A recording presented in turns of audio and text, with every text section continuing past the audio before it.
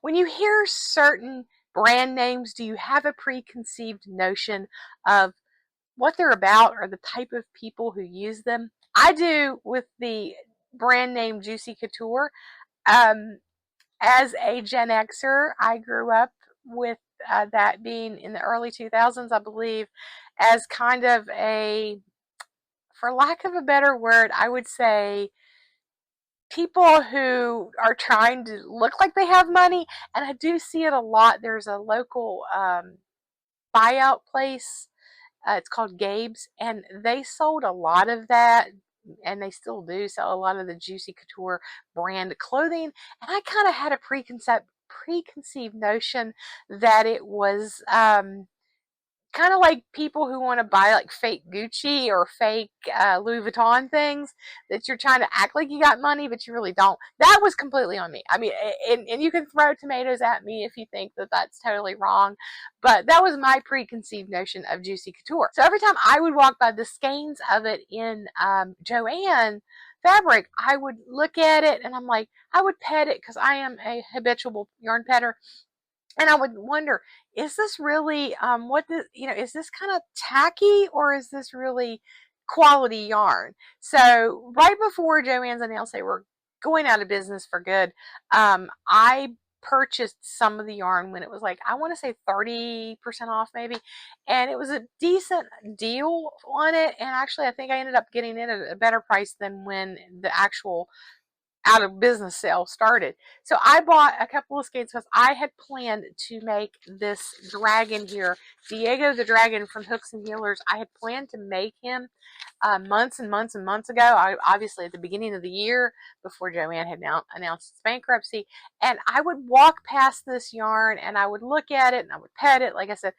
And then this skein here of it caught my attention when I was thinking about what to get for Diego, because I wanted to do plushies.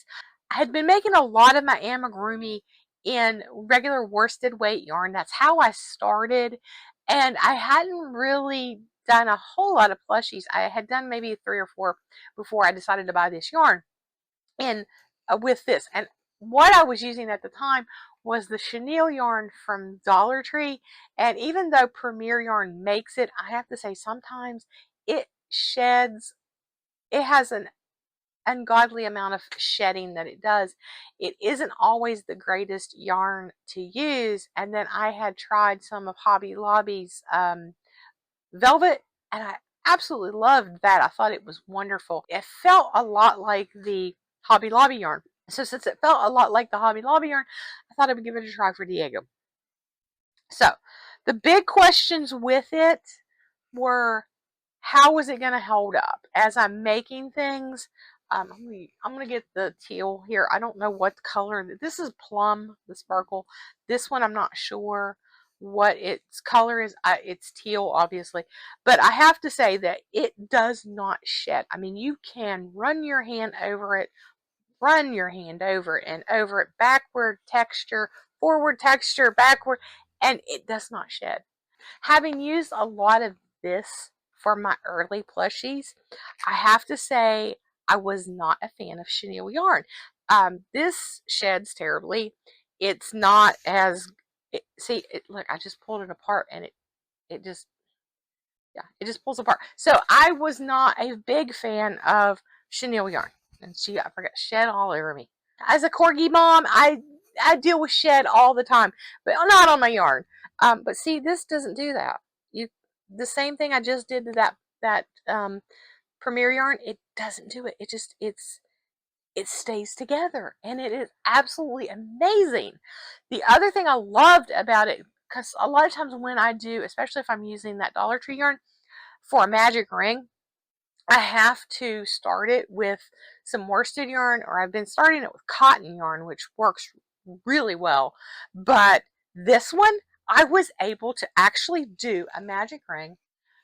So the magic ring with chenille or chunky or plushy yarn has, when I first started it, I hated doing a magic ring with plushy yarn, especially that chenille yarn from the Dollar Tree. And I found the technique to use a different yarn to start it with, and that's what I had been doing. But I decided, since this one was holding up so well as I was working with it, I thought the next item that I need to start a magic ring with, I'm going to do it. And I tell you, this stuff is freaking amazing. I was able to do a magic ring completely correct, the way you're supposed to, without adding in the extra yarn. So I was able to do, let's just do 4 here. And I do tend to crochet tightly, and I do have problem when I'm trying to start a magic ring because I'm too tight with it. But look at that. It just slipped right through like it's supposed to. Like if you were using worsted yarn or cotton yarn. It was amazing, and I was so happy with that. I loved that fact about it.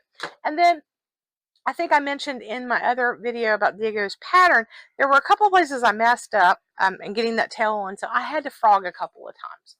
And I will tell you, this stuff here is absolutely amazing with frogging. It frogs wonderfully, does not shed once you frog it. And it's pretty much, if you look at it, it looks the same. The frogged area looks the same as the regular. So frogging, it's a dream for frogging, especially when you're working with chenille yarn. I know that Dollar Tree yarn, when I frog it, sometimes I just have to cut it and move on because it does not work. It starts shedding immediately, and I can't get to use that section again because I've lost a lot of the fiber off of it. So that was one of the other things I loved about it, the frogging. And the feel of it is, it's silky, it's very soft. So especially if you're using a metal hook, and I usually use metal hooks, it just glides through this stuff. I mean, it's unbelievable how well it glides through. Now, I have not used Premier Parfait Chunky. I know that's one of the, seems like the plushie maker standard, and I have never used it. So I do have some of it.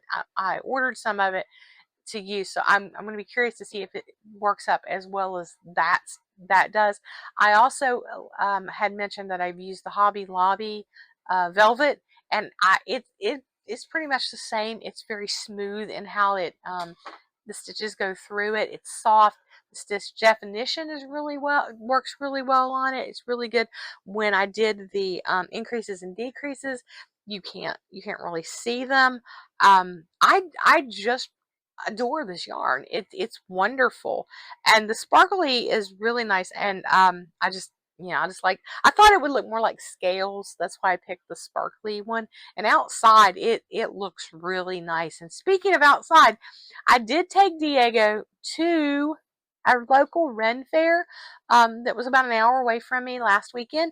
So we went to the Ren Fair, and I am going to have a video of us going around the Ren Fair if you would like to see that. So be sure to subscribe to the channel or catch us over on Instagram because I'll be posting some reels over there. So until next time, happy stitching. And this skein,